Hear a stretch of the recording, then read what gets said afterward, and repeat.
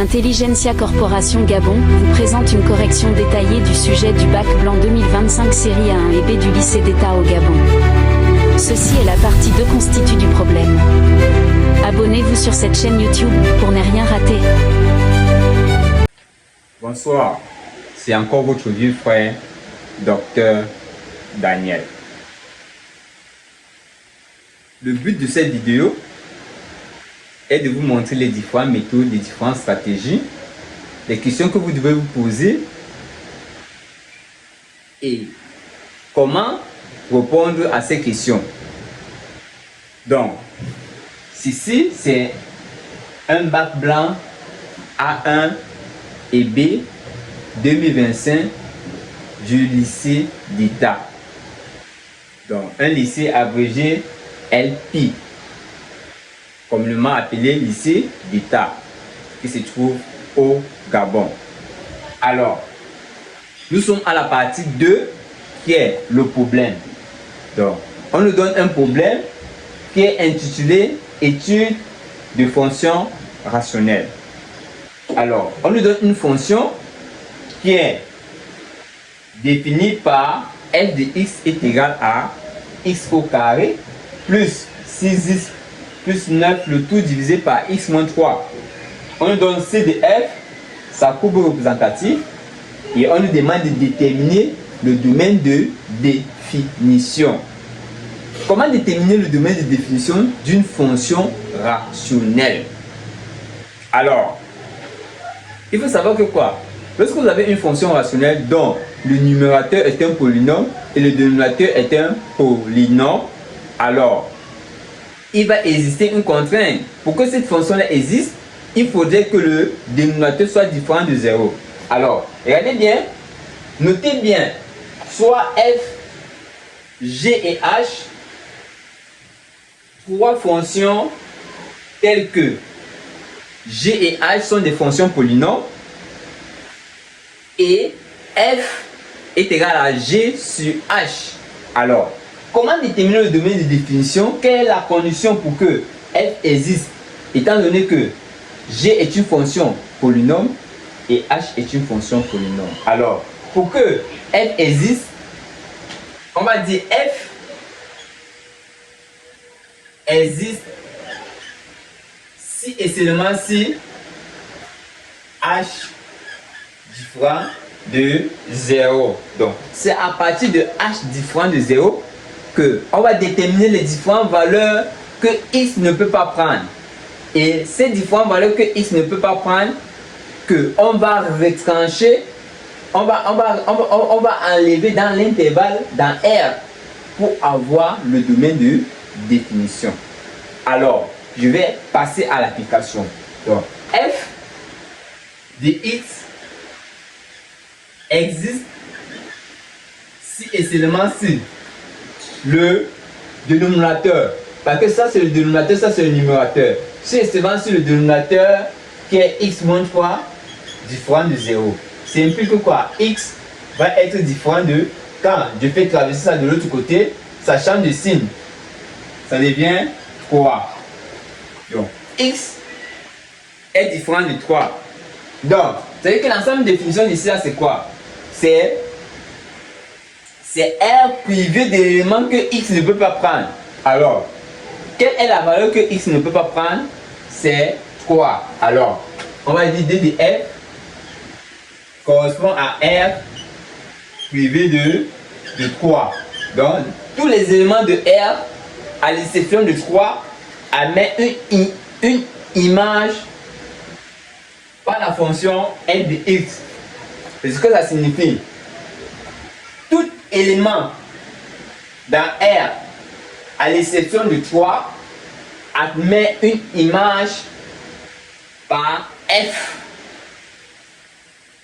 Admet une image par f, c'est ce que ça signifie. Alors, sous forme d'intervalle, parce que il faut toujours donner votre domaine de définition sous forme d'intervalle. Ceci va vous permettre de calculer les limites. Alors, regardez bien. Ça, une droite, ça c'est moins l'infini, ça c'est plus l'infini. Alors, je mets c'est privé de 3, alors je mets un rond. Maintenant, je dois diviser sur cette doigt-là en segments.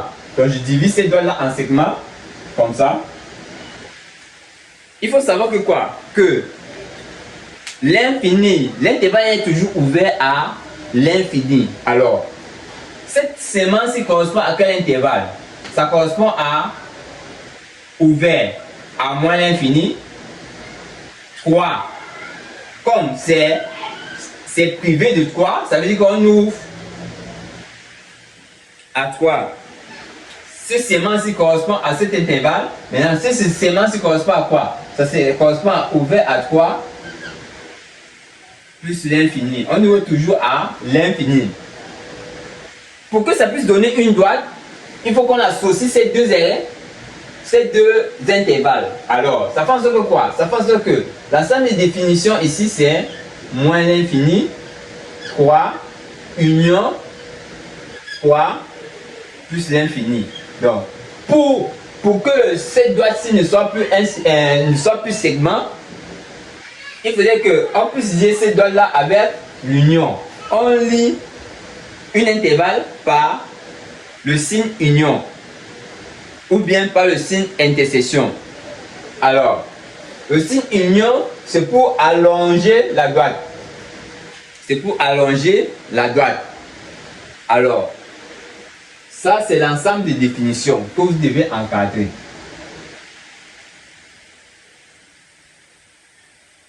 Ensuite, nous passons à la question 2. On nous demande de calculer les limites aux bornes du domaine de définition. 2.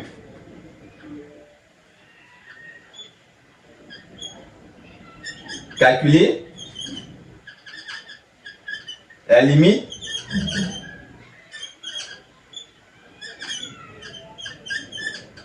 aux bornes du DF. Alors, comment calculer la limite aux bornes du DF?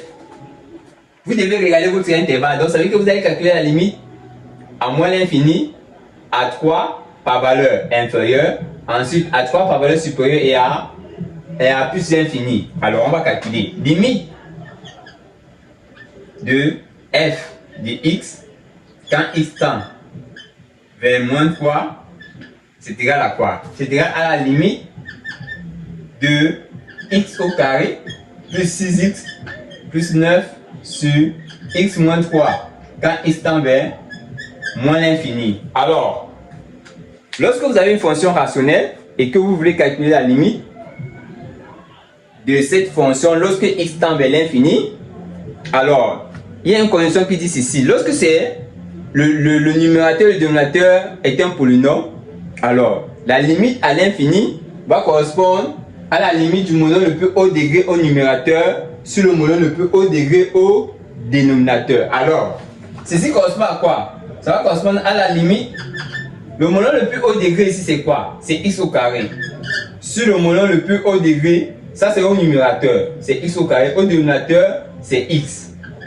Quand x tend vers moins l'infini et que vous pouvez simplifier par x, ça va faire limite de x quand x tend vers moins l'infini et que vous pouvez remplacer, ça va faire limite de moins l'infini quand x tend vers moins l'infini est égal à moins l'infini.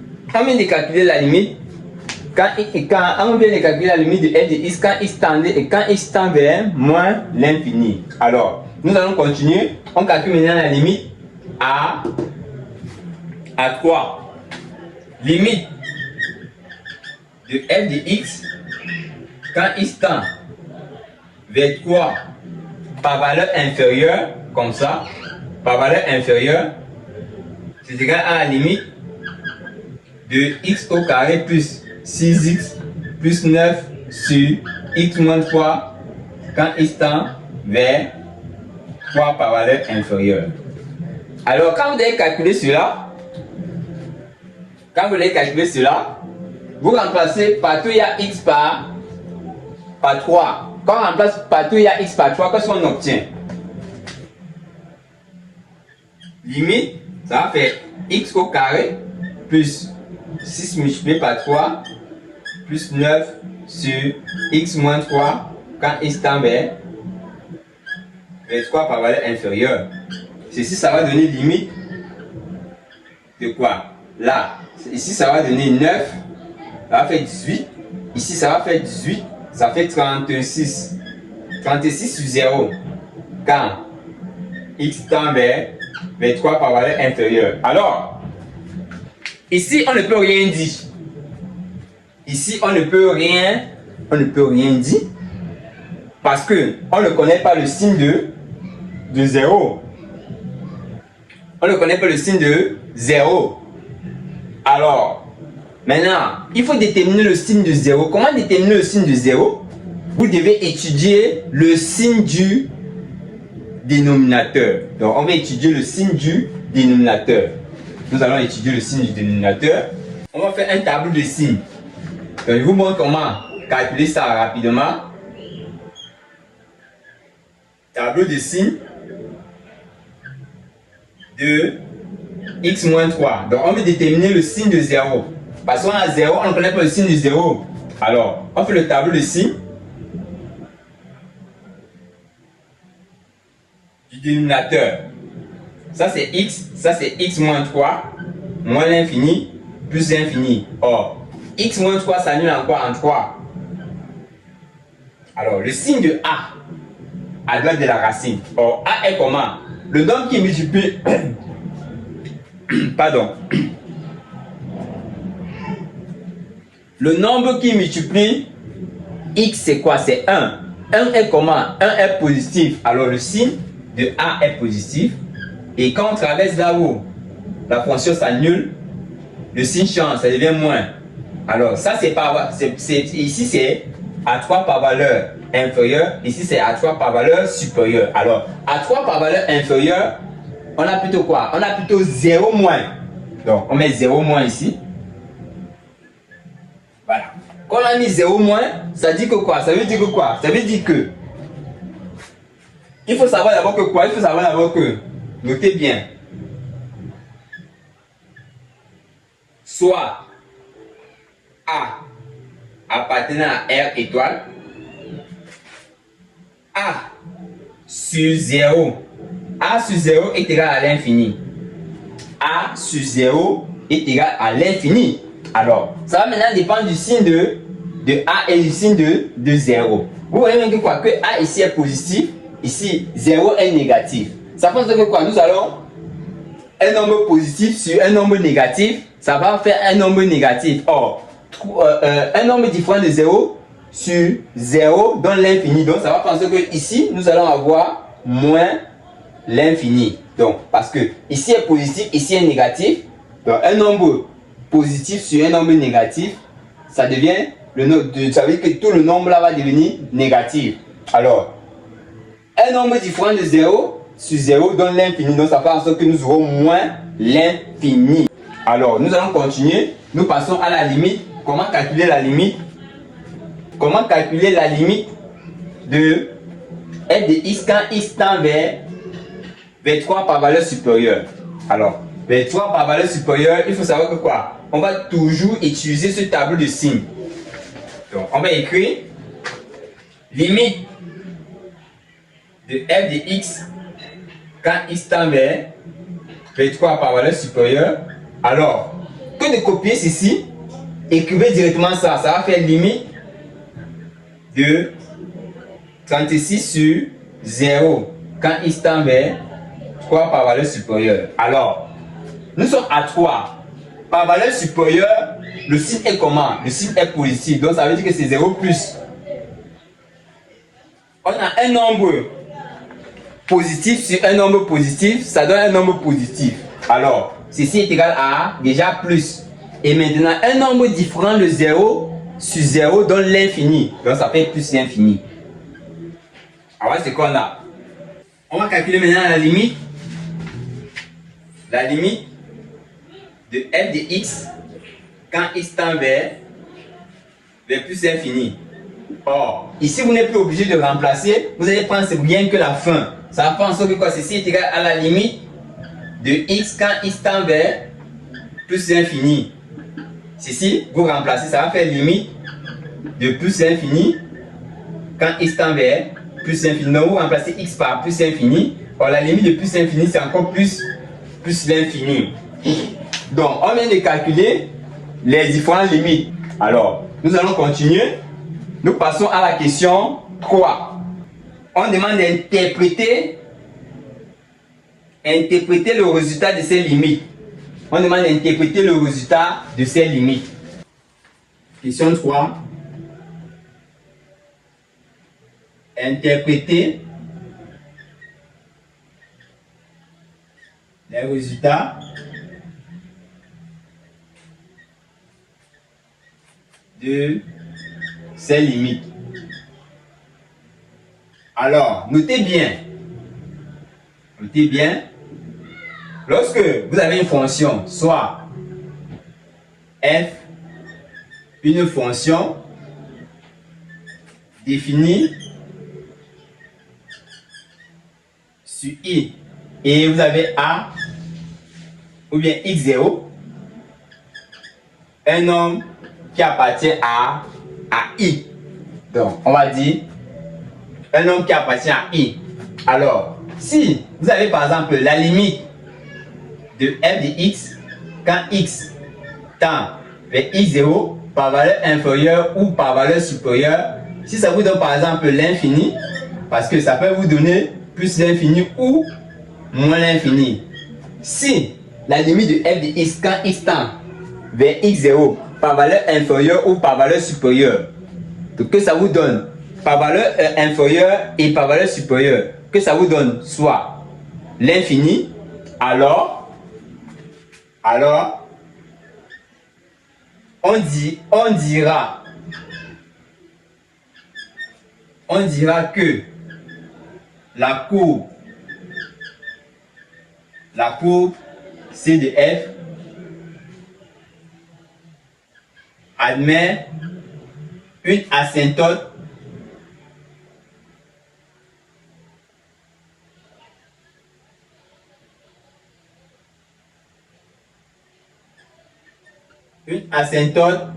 verticale d'équation x est égal à x0. Ça, c'est le premier cas. Maintenant, si par exemple, la limite de f de x, quand x tend vers l'infini, est égal à l'infini, on ne peut rien dire. On ne peut rien dire. Entre parenthèses, dans le cas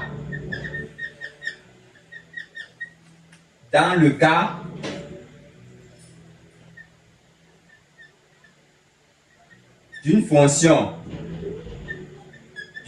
rationnelle,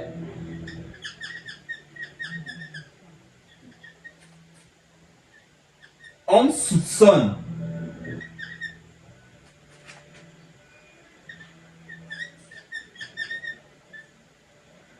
l'existence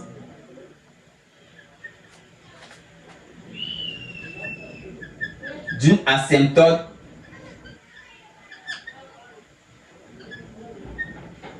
oblique. Voilà. Dans le cas d'une fonction rationnelle, on soupçonne une asymptote oblique. Voilà. Donc, c'est ce que vous devez retenir. Maintenant, allons maintenant à l'interprétation. On part à l'interprétation. Alors, on a calculé la limite d'après la question de limite de f de x quand x tendait vers 3 par valeur inférieure était égal à moins l'infini, limite de f de x quand x tendait vers 3 par valeur supérieure est égal à plus l'infini. Alors, ceci rejoint ce cas. Comme ceci rejoint ce cas, ça veut dire que quoi? Ça implique que quoi? Ça implique que la courbe C de F admet une asymptote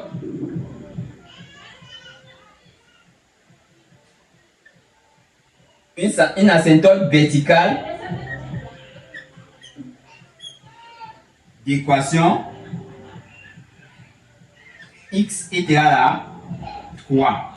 Donc, c'est rien que ce qu'on doit écrire ici là, parce que on a calculé la limite à plus l'infini et à moins l'infini, on a trouvé l'infini, on ne peut rien dire là. Donc, ce qui nous intéresse, c'est ça. C'est ça qu'on parle de interprétation. On vient d'interpréter le résultat des limites. Alors, nous passons à la question. Nous passons à la question 4. On demande de calculer la dérivée de f' de x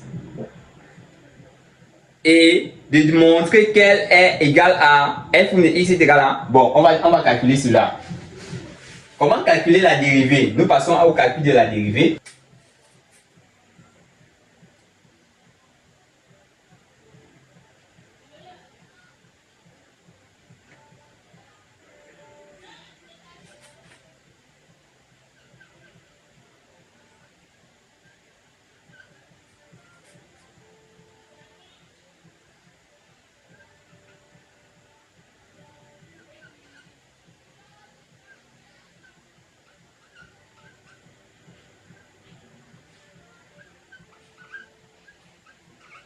Voilà. Comment calculer la dérivée d'une fonction rationnelle? Comment calculer la dérivée d'une fonction rationnelle? Alors, pour calculer la dérivée d'une fonction rationnelle, la seule formule que vous devez avoir, vous devez mémoriser en tête lorsque c'est une fonction rationnelle. Vous voyez que c'est sur la forme U sur V. U sur V, c'est sur la forme c'est une fonction rationnelle. Donc, comme c'est sur la forme U sur V, c'est cette forme-là que vous devez utiliser. Alors, notez bien. Notez bien.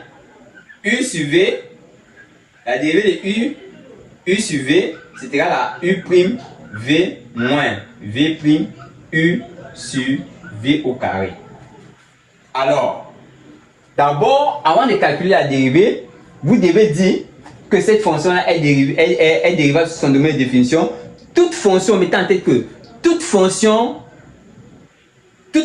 est dérivable sur son domaine de définition. Toute fonction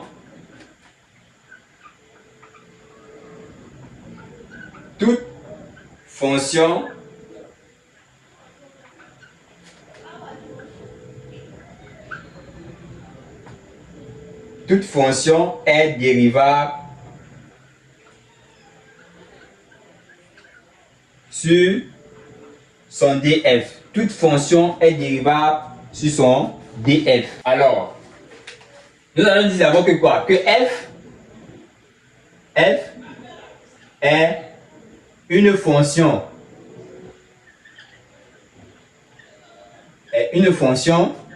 dérivable sur l'intervalle moins l'infini 3 union 3 plus l'infini. Alors, maintenant vous calculez la limite. Pour tout x appartenant à l'intervalle moins l'infini, 3 union 3 plus l'infini, on a f' de x qui est égal à quoi? F' de x qui est égal à x au carré plus 6x plus 9 sur x moins 3 prime. Alors, regardez bien, pour calculer cela, vous devez identifier U et V. Vous devez identifier U et V. Alors, on va poser. Posons U. U, c'est une fonction qui est au numérateur. Donc, la fonction qui est au numérateur ici, c'est quoi? C'est ceci. Donc, U est égal à 2x au carré plus 6x plus 9 et V. C'est la fonction qui est au dénominateur. C'est égal à quoi? À x moins 3. Alors, comment calculer U', V'? Mettez en tête que quoi? que lorsque vous avez une fonction, vous avez par exemple une fonction qui est sur la forme AX. AX, peut-être AX, non, on va prendre par exemple U à la puissance N. La dérivée de U à la puissance N, c'est quoi? C'est N, U', U à la puissance N. Ça va faire que nous aurons 144. Alors, la racine de 144 est égale encore à quoi? C'est égal à 12 au carré. Donc, la racine du discriminant, c'est égal à 12. Parce que le discriminant est positif, comme le discriminant est positif, ça veut dire que quoi? Ça veut dire qu'on a deux racines évidentes. Alors, qu'on va déterminer, ça fait en sorte que quoi? Nous aurons x1 est égal à moins b plus racine du discriminant sur 2a, où x2 est égal à moins b moins racine du discriminant sur 2a. Alors, je vais remplacer directement. Ça va faire en sorte que nous aurons moins facteur. B, c'est combien? B, c'est moins 6. Plus racine du discriminant, c'est combien? 12. Sur 2. A, c'est quoi? C'est 1. Où x2 est égal à moins facteur de moins 6, moins 12 sur 2 multiplié par 1. Donc, ceci va correspondre à quoi? X1 va correspondre à quoi? Ici, ça va faire 6 plus 12 qui font 18. 18 divisé par 2. Oui, 18 divisé par 2 qui font 9. On a 9 là. Où x2 est égal. Là-bas, on a 6 moins 12. 6 moins 12 est égal à combien? 6 moins 12 est égal à moins 6. Moins 6 divisé par 2, ça va faire moins 3. Après avoir déterminé les différentes valeurs qui annulent x au carré moins 6x moins 27, alors on passe au tableau de signe. Nous passons directement au tableau de signe. Nous passons au tableau de signe.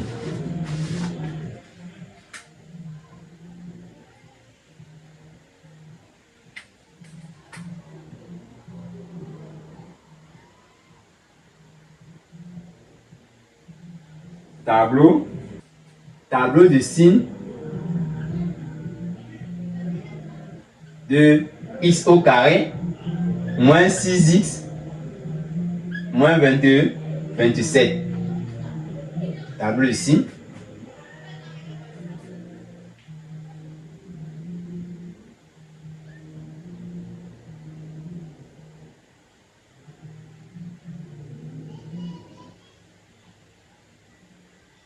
Voilà. Donc ça veut dire que nous aurons x ici, là, nous aurons x au carré moins 6x moins 2x moins 27. Ici, f' de x.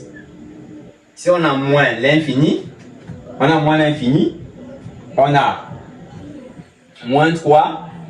Après moins 3, on a 3. Et après 3, on a 9 plus l'infini. Ici, nous avons la contrainte.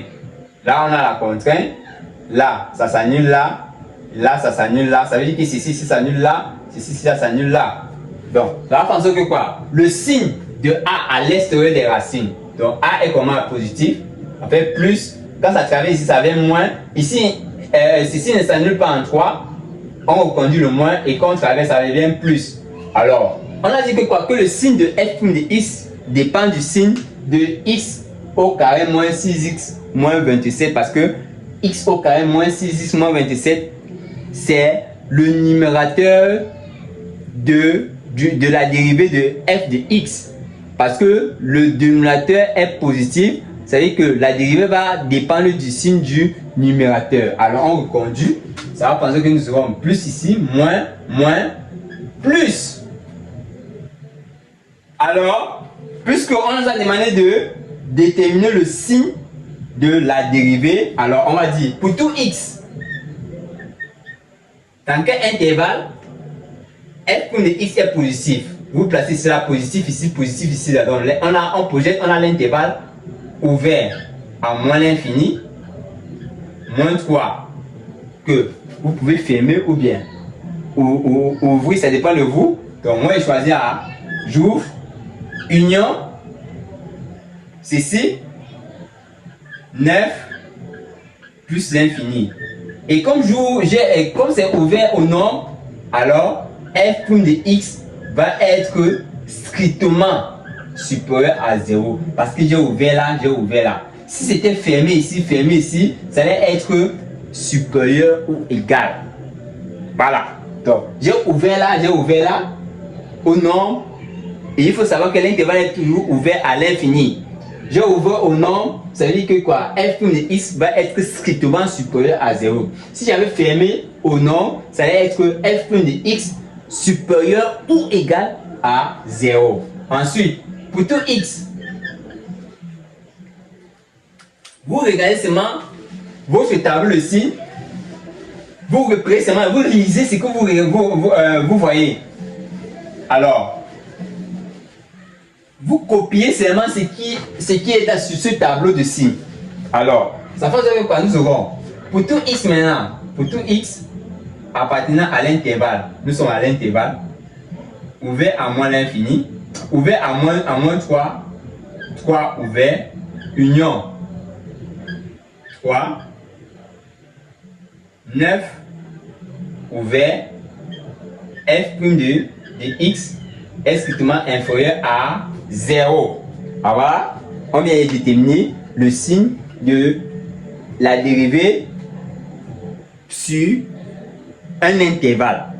Donc, à chaque fois qu'on va vous demander de déterminer étudier le signe de la dérivée, en d'autres termes, on vous demande de dire dans quel intervalle la dérivée est positive, dans quel intervalle la dérivée est négative. Alors, je viens d'étudier le signe. On passe à la question suivante, qui est la question 6. La question 6, on demande d'en déduire le sens de variation. En déduit le sens de variation. On déduit le sens de variation de la fonction f de x. Alors, comment on déduit le sens de variation? Je vais vous rappeler votre cours, notez bien. Notez bien. Soit f, une fonction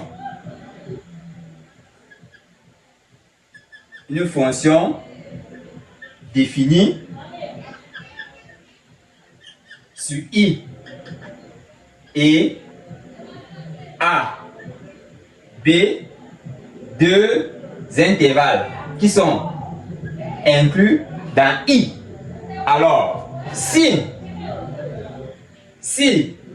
pour tout x appartenant à a, f' de x est strictement supérieur à 0 ou strictement ou supérieur ou égal à 0, alors dans ce cas on va dire que quoi? Dans ce cas on va dire la courbe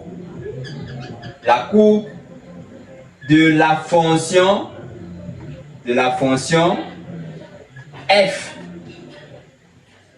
est strictement croissant ou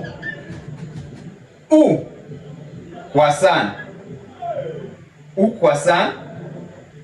Donc, sur cet intervalle là, on a dit si c'est strictement, si c'est f' de x est strictement inférieur à 0, dans ce cas on va dire que la courbe de la fonction est strictement croissante. Maintenant, si f' de x est supérieur ou égal à 0, dans ce cas on va dire que la courbe de la fonction est croissante. C'est pour ça que j'ai généralisé ou.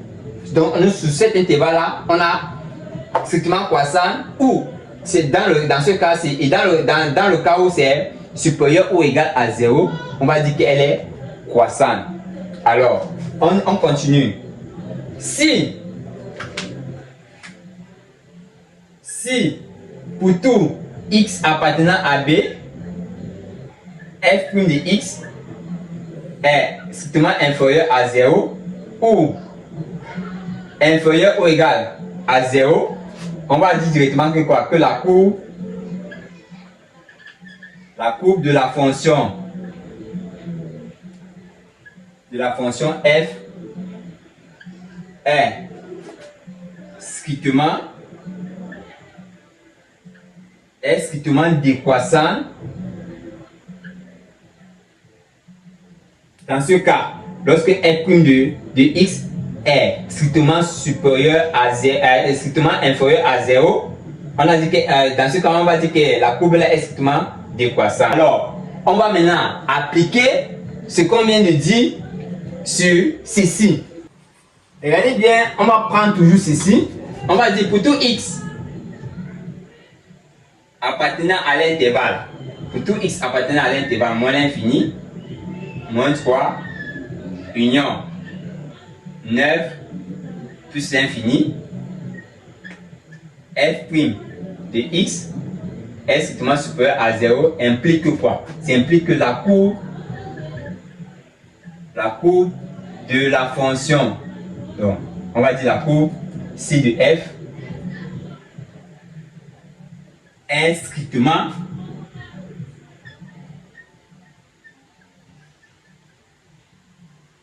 croissante sur l'intervalle moins l'infini, moins 3, union 9 plus l'infini. Et finir avec ceci. Ensuite, pour tout x appartenant à l'intervalle, moins 3, union 3, 9, f' de x est strictement inférieur à 0. Ceci implique quoi? Que la courbe C de f est strictement décroissante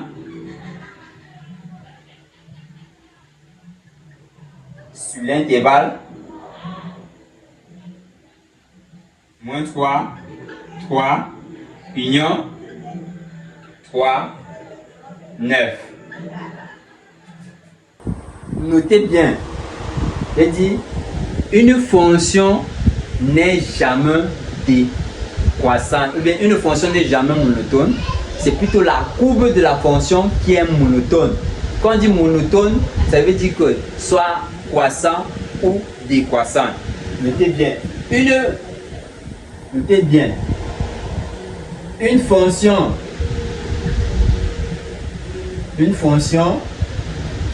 n'est jamais monotone.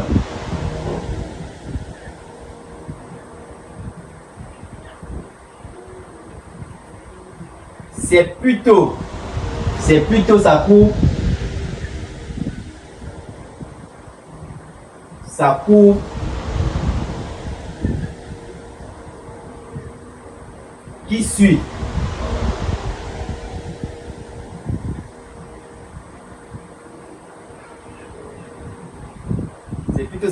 qui suit monotone.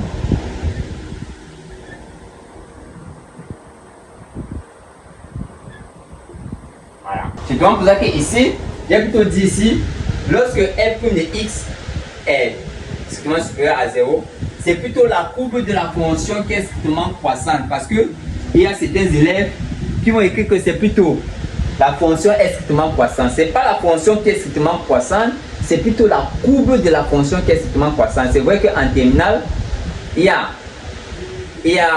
certains professeurs qui acceptent ça, mais à l'université, on n'accepte pas ça.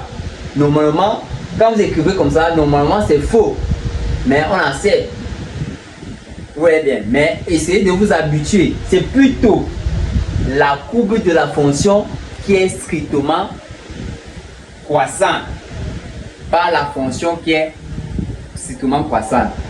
Alors, quand vous dites que c'est la fonction qui est strictement croissante, c'était comme si c'était la fonction que vous étiez en train de tracer. Et pourtant, c'est la courbe de la fonction que vous êtes en train de tracer. C'est plutôt la courbe de la fonction qui est strictement croissante. Donc, il faut faire la différence entre fonction et courbe d'une fonction. Alors, nous allons continuer. C'était juste un entre parenthèses. Nous passons à la question 7. Nous passons à la question 7.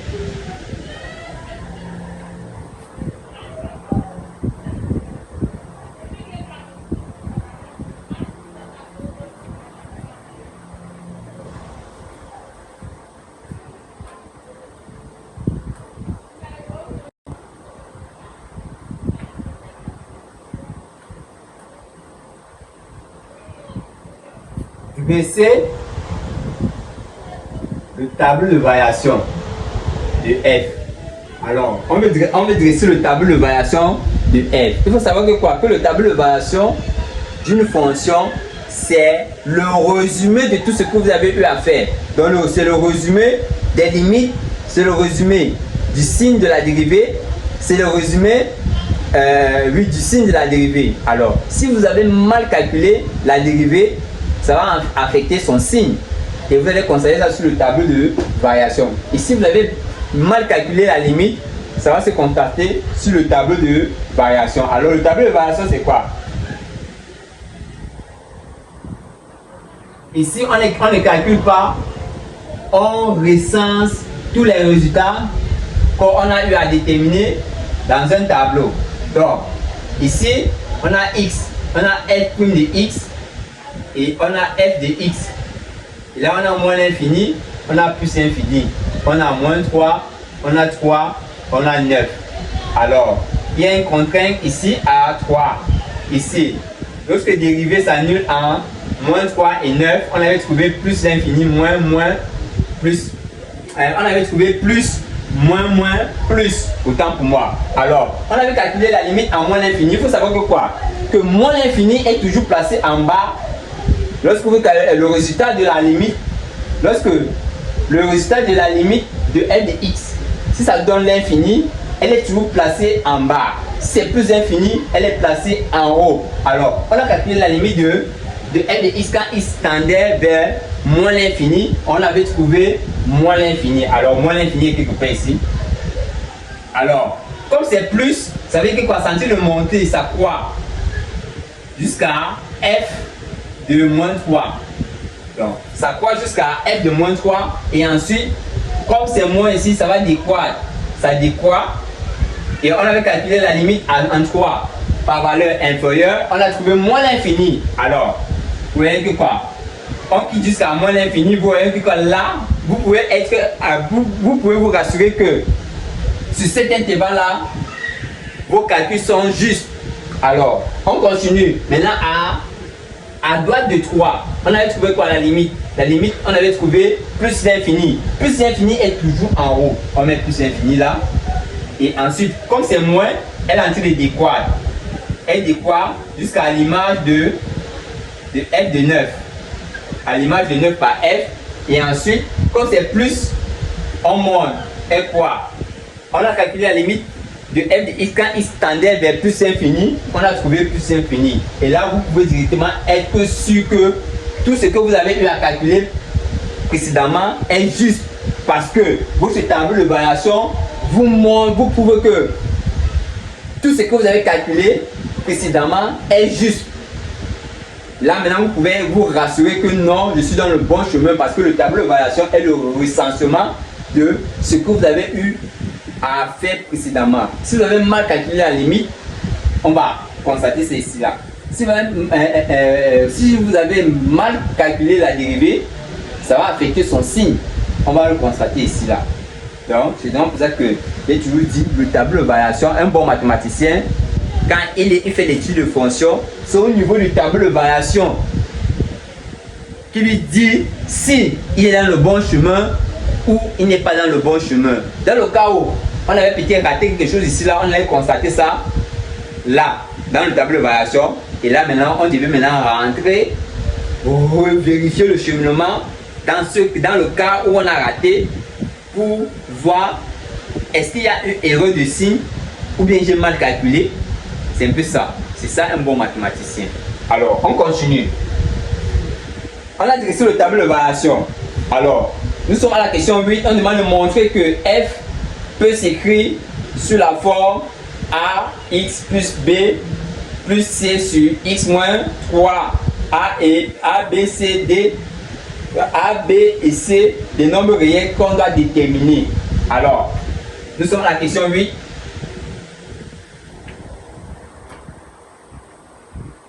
Montrer que f de x est égal à ax plus b plus c sur x moins 3 a, b et c à déterminer. Alors, lorsque vous avez une fonction rationnelle dont le numérateur est un polynôme, le dénominateur est un polynôme, et que le dénominateur est un polynôme de degré inférieur au polynôme du numérateur, alors vous devez penser à la division euclidienne. Donc vous devez penser à la division euclidienne. Donc ici, on va faire la division euclidienne pour aller plus rapidement. Donc, on va faire la division euclidienne. Et quand vous allez faire la division euclidienne directement, ça va sortir. Ceci va sortir. Alors, on va diviser le numérateur par le dénominateur. Division euclidienne.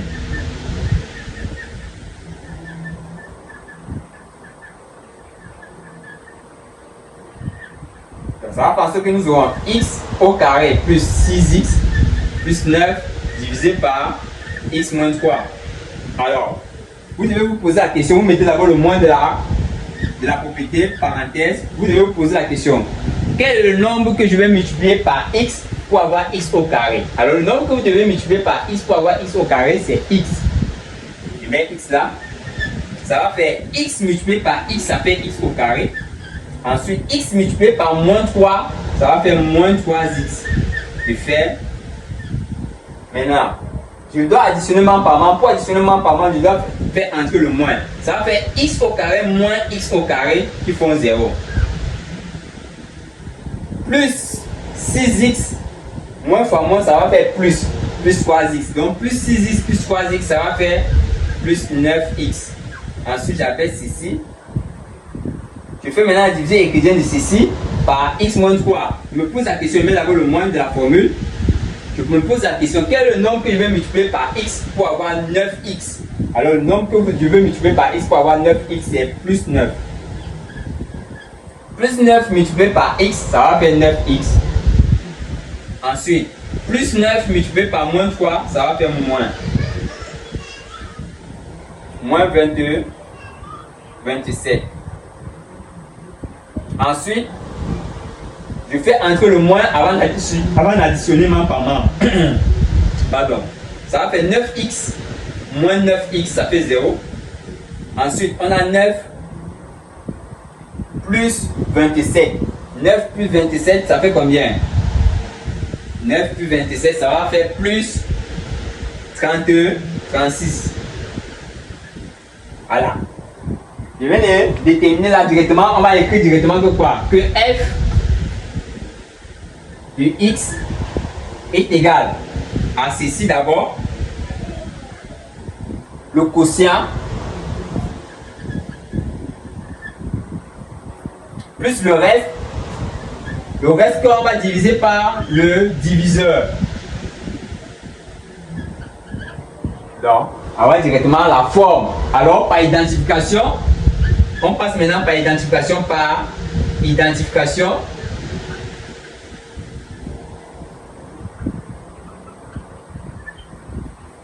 A, c'est le coefficient qui multiplie x. Quel est le coefficient qui multiplie x ici là? C'est 1. Donc ça veut dire que A ici est égal à 1. B, c'est le nombre constant. Le nombre constant ici c'est 9. Et C, c'est le nombre qui est divisé par x moins 3. Quel est le nombre qui est divisé par x moins 3 ici là? C'est 36. Donc, d'où A est égal à 1, B est égal à 9 et C est égal à 36. Est-ce que vous avez compris la méthode?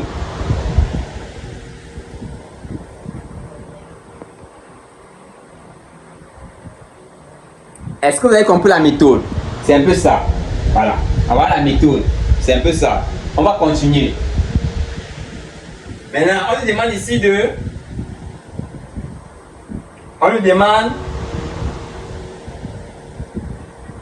de justifier que la droite Y est égale à la droite d'équation. La droite D d'équation Y est égale à X plus 9 est une asymptote. Alors, une asymptote oblique de la courbe C de F si et seulement si limite de f de x moins ax plus b quand x tend vers l'infini est égal à 0. Alors pour montrer qu'une droite d'équation y est égale à ax plus b est une asymptote oblique à la courbe de la fonction f, il suffit de vérifier que quoi? Que la limite de fx moins facteur de ax plus b quand x tend vers l'infini est égal à 0. Lorsque vous vérifiez ceci et que ça vous donne 0, alors vous pouvez conclure que quoi? Que la droite d'équation y est égale à ax plus b est une asymptote oblique à la courbe de C de F. Alors, on va appliquer maintenant cette méthode. Regardez bien, on avait demandé de mettre ça sur cette forme. Maintenant, j'ai envie de ressortir ceci. Comment ressortir ceci? Oh, ceci correspond à l'équation de la droite. Alors, je fais traverser ça de l'autre côté. On va dire d'après 8, f de x est égal à x plus 9 plus 36 sur x moins 3. Alors, je fais traverser ça de l'autre côté. Ça va faire f de x moins, quand ça traverse, moins, ça va faire x plus 9. Il va rester quoi? 36 sur x moins 3. Alors, je passe maintenant au calcul de la limite. Ça va penser que quoi? Limite de f de x moins facteur de x plus 9 quand x tend vers l'infini est égal. Bon, ceci, c'est égal à quoi? C'est égal à ceci, c'est égal à limite de 36 sur x moins 9 quand x tend vers l'infini. Alors, vous voyez que quoi? La limite de x moins 3, ça donne l'infini. Lorsque x tend vers l'infini est égal à l'infini. Donc, ça va passer par nous aurons limite de 36 sur l'infini moins 3 quand x tend vers l'infini. C'est égal à la limite de 36 sur l'infini quand x tend vers l'infini. Notez bien, soit A appartenant à R étoile, lorsque vous avez A sur l'infini, A sur l'infini est égal à 0. Lorsque vous avez un nombre différent de 0 divisé par l'infini, lorsque vous avez un nombre différent de 0 divisé par l'infini, ça donne 0. Alors, directement, c'est ce que je vais appliquer. Or, on a 36 sur l'infini est égal à 0. On vient de montrer que la limite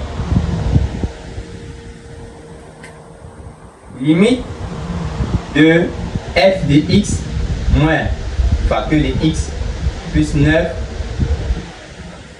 quand x tend vers l'infini est égal à 0. Alors, je viens de vérifier ceci directement. Je vais directement dire que quoi? Que la droite, ça implique que quoi? La droite d'état de l'équation y est égal à x plus 9 est une asymptote oblique au voisinage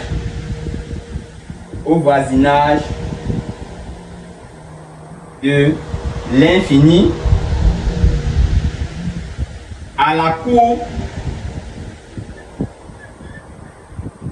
C de F. Ça, c'est la démonstration.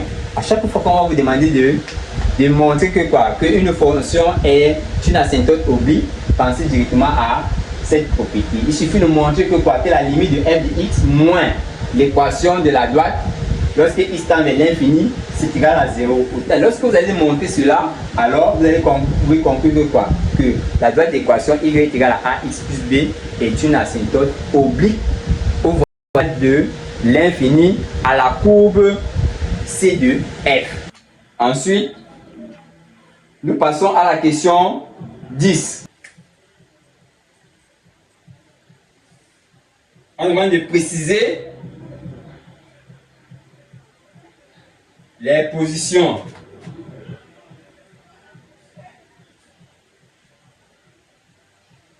relatives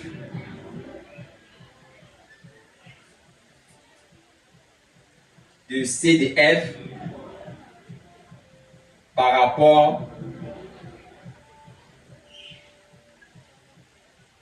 à l'état au voisinage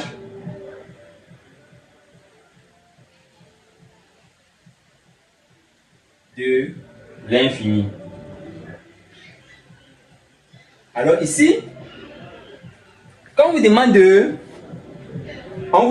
préciser les positions relatives de la courbe CDF par rapport à la droite delta, ici il suffit dans un premier temps d'étudier le signe de la différence. Donc on va étudier le signe de f' de x, on va étudier le signe, autant pour moi on va étudier le signe de f de x moins l'équation de la droite.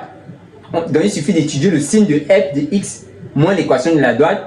Et maintenant, on va faire une comparaison. On va étudier, après avoir étudié le signe de f de x moins l'équation de la droite, on va étudier ce signe sur un tableau. Et ensuite, maintenant, on va prendre l'intervalle où la différence est positive et l'intervalle où la différence est négative. L'intervalle où la différence est positive, ça veut dire que quoi? Ça veut dire que la courbe va être au-dessus de la droite. Dans le cas où la différence est négative, ça veut dire que la courbe va être en dessous de la droite. C'est ça qu'on appelle les positions relatives. Donc, on étudie les positions relatives suivant un intervalle. Dans quel intervalle la courbe est au-dessus de la droite D? Dans quel intervalle la courbe est en dessous de la droite D? C'est ce qu'on vous demande d'une autre façon. Voilà. Donc, ici, nous allons d'abord, première étape, on va étudier le signe de f de x moins parenthèse x plus 9. Donc, on étudie d'abord le signe de ça. Or, on a dit que quand on avait calculé f de x moins parenthèse x plus 9, ça va donner 36 sur x moins 3. Donc, ça veut dire que quoi, le signe de ceci va dépendre du signe du numérateur, parce que du signe du dénominateur, autant pour moi. Donc, le signe de f de x moins facteur de x plus 9 va dépendre du signe du dénominateur, parce que le numérateur est positif. Alors, vous allez dire que quoi? Le signe de f de x moins parenthèse x plus 9 dépendra du signe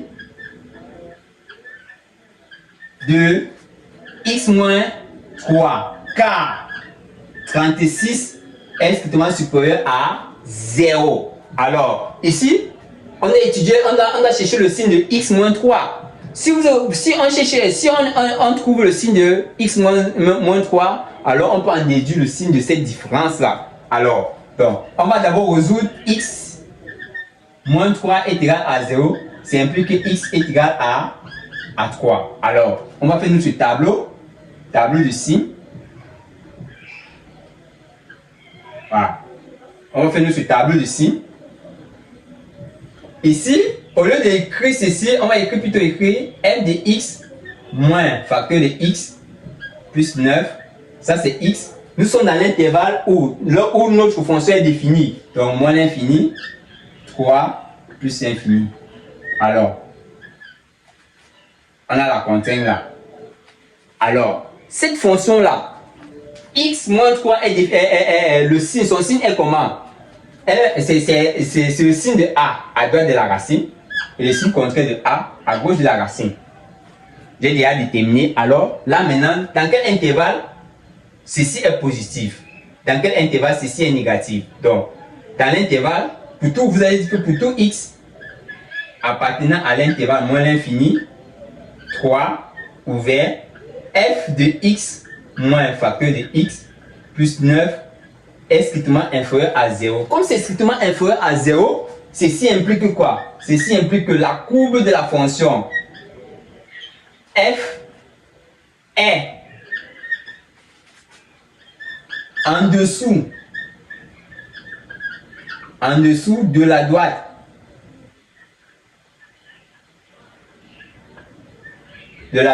D. Parce que la différence est négative, donc ça veut dire que la courbe est en dessous de la droite D. Maintenant, on passe dans le cas là pour tout x appartenant à l'intervalle ouvert à 3 plus l'infini, f de x moins facteur de x plus 9 est strictement supérieur à 0. Ceci implique quoi? Que la courbe C de f est au-dessus de la droite D. Donc, vous venez déjà comme ça de préciser les positions relatives de la courbe par rapport à la droite delta. C'est comme ça que vous devez vous comporter. Alors, je vais faire un petit résumé pour déterminer ou bien pour étudier les positions relatives d'une courbe par rapport à une droite. Il suffit d'étudier le signe de la différence de la fonction et de l'équation de cette droite-là. Alors, maintenant, dans un tableau, vous devez maintenant repérer dans quel intervalle cette différence-là est négative. Lorsque vous repérez l'intervalle où la différence-là est négative, ça signifie quoi? Ça signifie en d'autres termes que quoi? Que la courbe est en dessous de la droite. Maintenant, dans le cas où la différence-là est supérieure, est positive, autant pour moi, ça veut dire que la courbe est au-dessus de la droite. Et c'est comme ça que vous devez étudier. C'est comme ça. Et ça, c'est la méthode. À chaque fois qu'on va vous poser cette question, c'est comme ça que vous devez vous comporter. Alors, on va continuer. Nous passons à la question 11. Question 11. Déterminer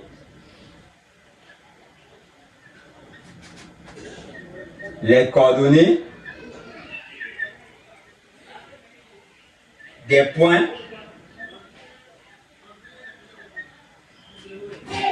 d'intersection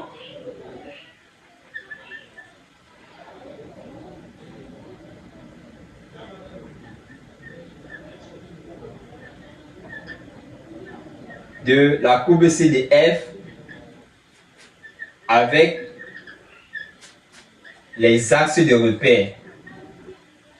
Les axes du repère. Notez bien, pour déterminer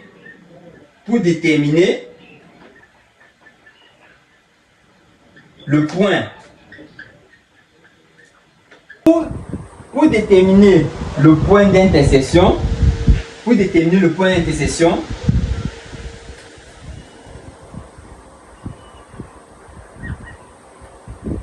de la courbe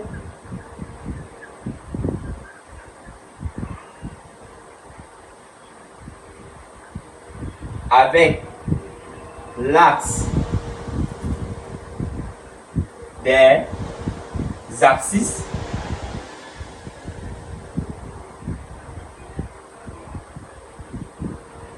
donc pour déterminer le point d'intersection de la courbe avec l'axe des abscisses, il suffit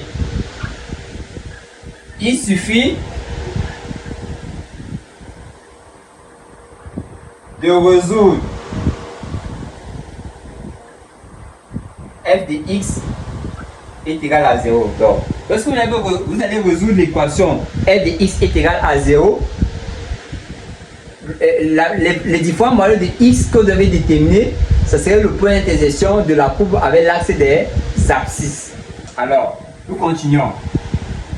Pour déterminer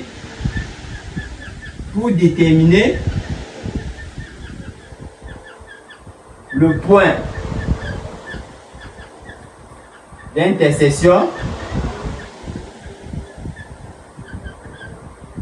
de la courbe C de F avec l'axe des ordonnées, il suffit de calculer F de 0. Donc, vous calculez F de 0 et la réponse que vous allez trouver, ça va vous permettre maintenant d'avoir le point de coordonnées 0, F de 0. Donc, ici, on va appeler peut-être A. Donc, A va avoir pour coordonnées 0, F de 0. Ça, c'est le point. Ici, vous allez résoudre ici. Vous pouvez trouver deux valeurs. Donc, ça peut être peut-être B. A pour coordonnées X, 0, 0. Et sous cette forme-là, donc, B peut avoir plusieurs valeurs. X ici, dans ce cas-ci, peut avoir plusieurs valeurs. Alors, nous passons maintenant à l'application. Alors, on va déterminer le point d'intersection avec l'axe des abscisses. Donc, il suffit de résoudre.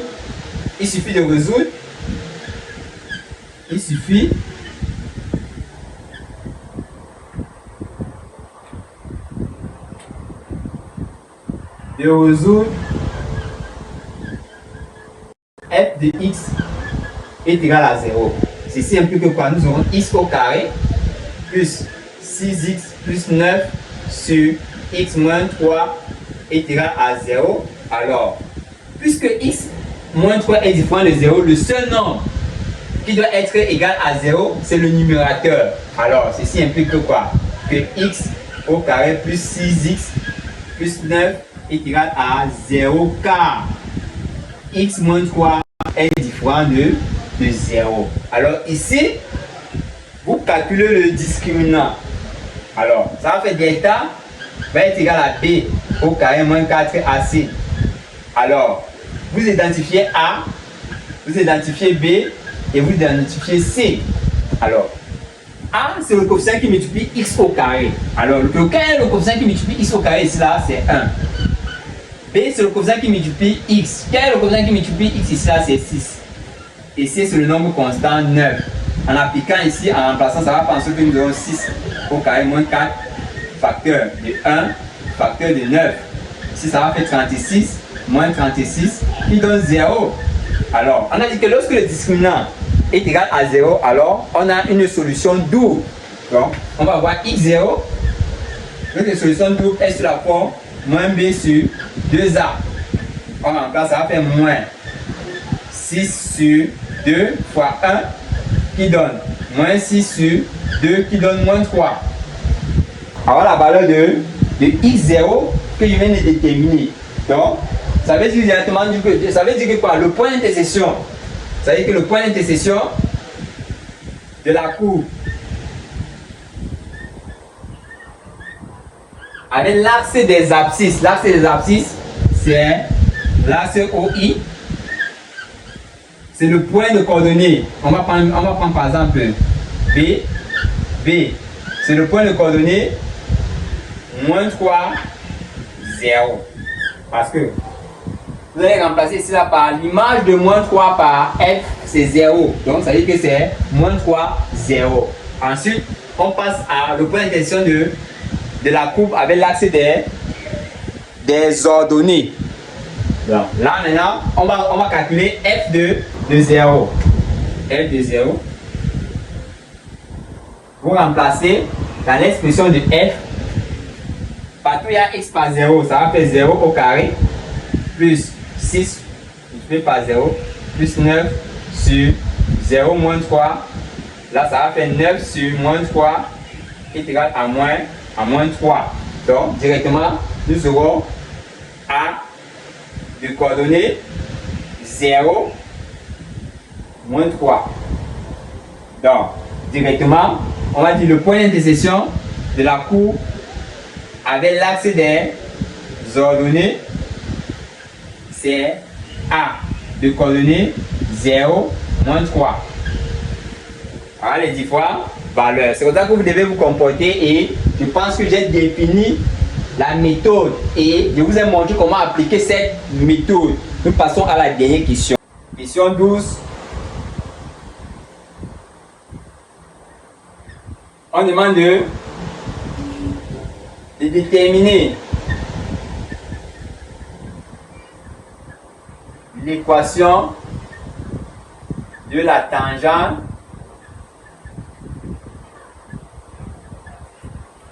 à C de F, à la courbe C de F au point d'abscisse 0. Notez bien, soit F, une fonction dérivable sur I et x0 appartenant à I. L'équation de la tangente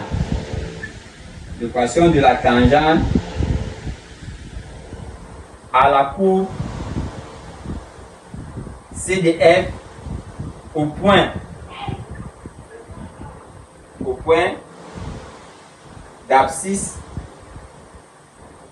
x0 est θ t, c'est y est égal à f' de x0 facteur de x moins x0 plus f de x0. Alors, c'est cette formule-là que vous devez appliquer.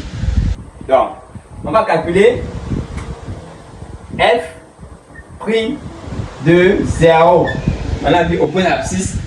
Donc, x0 ici, là, c'est 0. On prend l'expression de f' de x qu'on avait. Donc, c'était égal à quoi? C'était égal à x au carré moins 6x moins 27 sur x moins 3 au carré. Alors, on calcule f' de 0.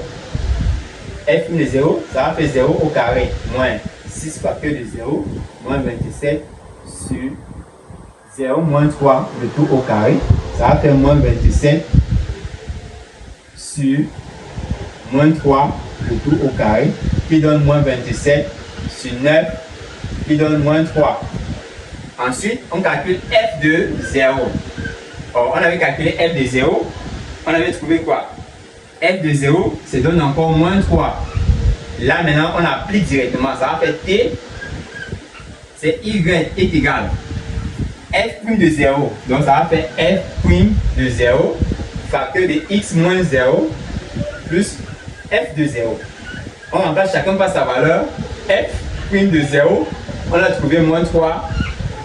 Et ceci, c'est x. Et là, on a trouvé moins 3. Ça va faire moins 3. Donc, ça va penser que notre équation de la tangente est égale à quoi? L'équation de la tangente à la courbe là, c'est moins 3x moins 3. Est-ce que vous avez compris comment j'ai déterminé, que j'ai résolu cette épreuve? Vous voyez bien que j'ai donné une correction détaillée de cette épreuve. Alors, pour ceux qui trouvent que mon contenu est intéressant, je vous prie de aller sur ma page YouTube qui est sur ma bio. Vous cliquez sur ma bio, vous allez voir ma page YouTube en bas. Vous cliquez sur ma page YouTube, vous allez directement, ça va vous diriger sur YouTube. Et sur YouTube, sur ma page, vous allez voir les différentes vidéos que j'ai eu à poster. Vous pouvez regarder, vous pouvez déguster pour voir les différentes méthodes que j'applique, les différentes propriétés. Et en plus même, sur ma page YouTube, il y a les cours que j'ai eu à faire. Alors, donc, encouragez-moi en vous abonnant sur ma page YouTube, en vous abonnant sur mon compte TikTok, mon deuxième compte TikTok, où je vais faire où je vais traiter les anciens sujets à partir de demain, qui est lundi le 5 mars. Donc, lundi le 5 mars 2025, je commence à traiter les anciens sujets. Donc, nous allons commencer avec le niveau BPC. Le niveau BPC, c'est le lundi, mardi. Le niveau bac littéraire, c'est le mercredi, jeudi. Et le niveau bac scientifique, c'est le vendredi et le samedi. Donc, le dimanche, c'est niveau ceux qui composent le DTS, donc diplôme des techniciens supérieurs, et le BTS. Et ensuite, je vais associer maintenant les sujets, les anciennes épreuves des concours comme Polytechnique de Massoukou, comme la SECNA, comme les différentes grandes écoles. Donc, que je vais corriger, on va corriger ensemble. Alors, je vous prie déjà de vous abonner parce que le live sur TikTok, c'est à partir de 20h30. Donc, je suis en train de m'organiser chaque 20h30 sur mon nouveau compte et sur mon deuxième compte qui est @intelligentsia71. Allez vous abonner et n'oubliez pas que ici on travaille tout ensemble. Ayez un cahier brouillon, un stylo, une calculatrice parce qu'ici on travaille tout ensemble. Donc sur ce, je vous dis bonne soirée dans la paix du Christ.